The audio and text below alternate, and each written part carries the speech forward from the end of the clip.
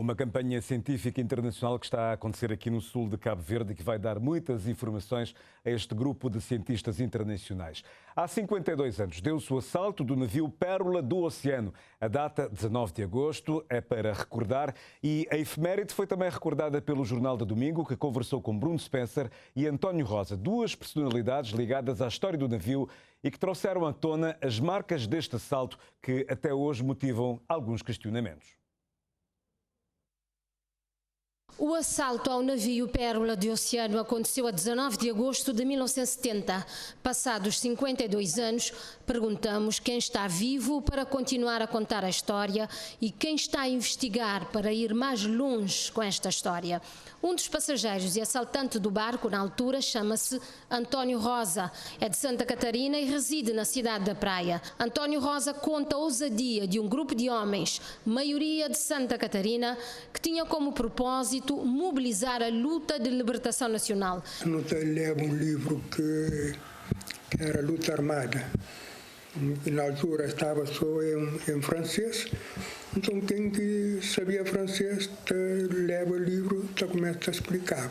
Estes homens entraram no Pérola do Oceano com bilhetes para Fogo Brava. A intenção era desviar o navio para Dakar e depois entrar na fileira do PAIGC para a luta armada. Não compra passagem para Fogo e Brava, uns compra para Fogo, outros compra para Brava, a fim de que teve de alguém que desconfiava coisa que não estava ali.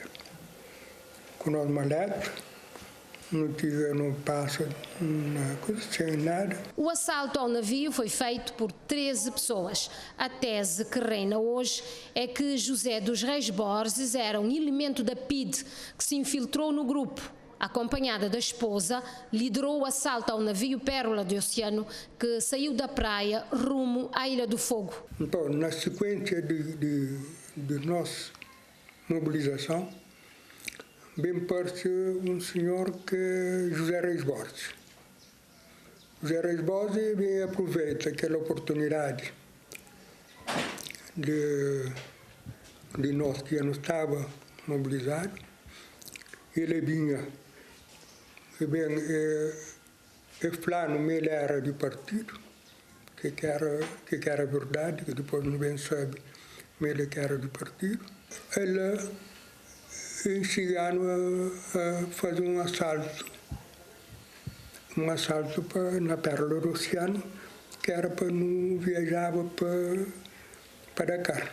Mas de lá não tinha, mais ou menos, já era mais possível, não chegava para a luta armada. Como ele é bem amando de PIDE, então não faz tudo o que foi possível para não fazer assalto, não comprar arma.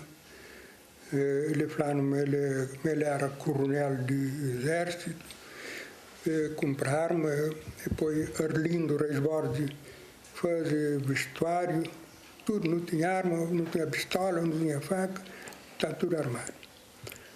Então, quando nos assalta barco, naquele caixinho de praia, e ele já estava combinado com o dono do barco, que era um português, que chamava Barnabé. Quando tinha aqui, não sabe bem entre lado de Cidade Velha, quando bem entre Rincão, então ia anunciar assalto à Pérola do Oceano. Quando ele anuncia a Pérola do Oceano, ele torna a entrar em contato, em conversa com o dono do barco também que tinha combustível. Como ele falou que tinha combustível, ele falou, bom, então não estava Rincão, de lá não arranja combustível, não está seguindo viagem. As informações do assalto chegaram às autoridades e a PIDE, em Rincão, levou para a prisão alguns que lá estavam. Todos os assaltantes presos, juntamente com António da Rosa, foram para a antiga cadeia civil da Praia, depois levados para a cadeia do Tarrafal e de lá saíram a 1 de maio de 1974, com exceção de José dos Reis, que da Praia foi transferido para Portugal. Os assaltantes que permaneceram 4 anos no Tarrafal, como António da Rosa, gozam hoje de estatuto de combatentes da liberdade da pátria. O José dos Reis teve um outro destino e não é combatente da liberdade da pátria.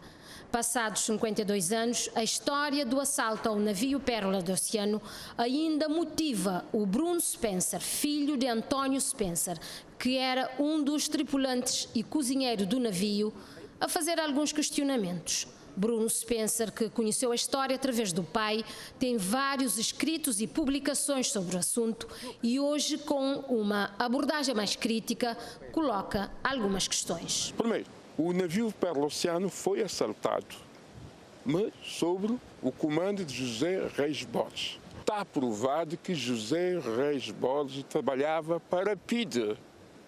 Eu vou dizer que comprova isso 3 factos.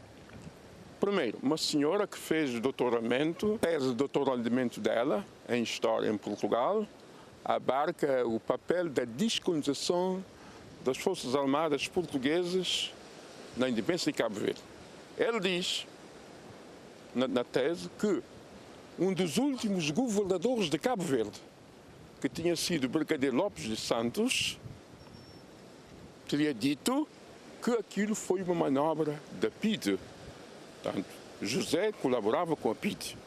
Após o assalto, a PIDE, a tropa portuguesa e a Polícia Nacional é que fizeram as prisões.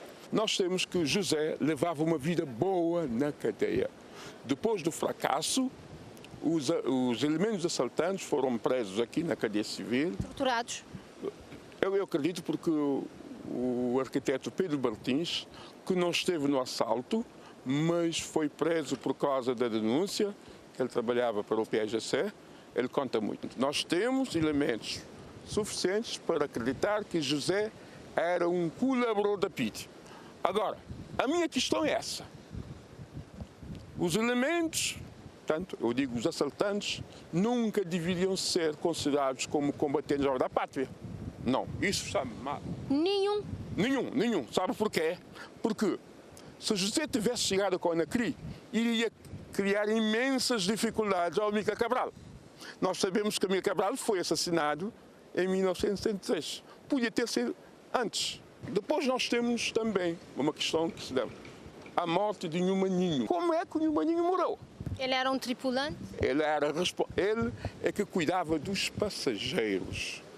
Eles dizem que o homem atirou-se ao mar. Eu discordo disso. Estas questões do Bruno Spencer sobre a história do assalto ao navio Pérola do Oceano não deixam de ser pertinentes e vão conhecer outras dinâmicas, certamente, com o cruzamento de outras versões da história.